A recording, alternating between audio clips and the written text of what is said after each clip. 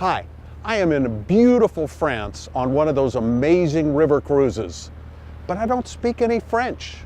I thought it might be interesting to see what kind of technologies might be able to help me navigate this adventure on Steve's Tech Talk.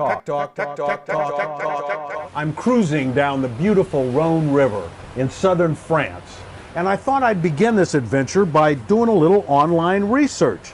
So I put in the term best apps for visiting Europe.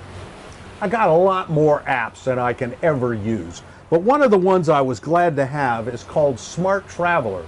It's from the US State Department, and it sends you an alert if there are any problems in any of the regions you're going to be visiting. It also provides contact information for the US Embassy and consulates. And you'll find info about local laws and health services in an emergency. Probably the app I use the most, besides my camera, is called Google Translate. Yep, it's from our friends over at Google. Amazingly, it works like the universal translators we saw in Star Trek.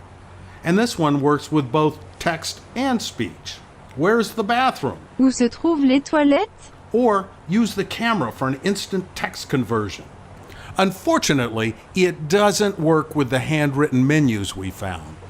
One caveat, the speech translation only works if you're connected to the internet. Probably the biggest surprise was that many of the apps I already use work just fine in Europe. We use both Yelp and TripAdvisor to find good local restaurants, like this fabulous seafood spot in Paris. OpenTable also works just fine for making restaurant reservations. Another thing we learned while cruising down the river is that Wi-Fi and cell phone coverage can be a little spotty here. So it's important to have apps that work without being connected to the internet. For example, with a little effort, map programs from both Apple and Google work without an internet connection. With Apple Maps, while online, set up a destination and map out a route just like you normally would. The phone automatically downloads the necessary maps. Then, when you're offline, the phone uses its GPS to track your progress. Google Maps is a little more complicated. You have to be online to set it up. Pick a location, open the details, and then tap on the 3 little dots in the upper right-hand corner. Then you can download offline maps. It's hard to visit a quaint little market like this one without spending some money.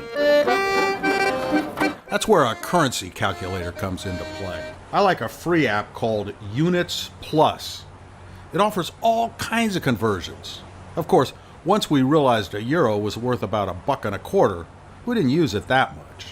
You can do a lot with just a Wi-Fi connection. But for about $10 a day, AT&T let me add an international plan, and I only paid for it on the days I needed cellular access. Most cell phone companies offer similar services. Our trip was fabulous. We visited Arles, where Van Gogh painted. We played in Paris and saw the Eiffel Tower, or as Google Translate says, Tour Eiffel. And we visited the Normandy beaches. Everywhere we went, the phone served as a valuable tool. Gone are the days when you need a special SIM card or an expensive international plan. And best of all, many of the programs you use at home will work just fine abroad. For Great Day TV, I'm Steve Sweitzer.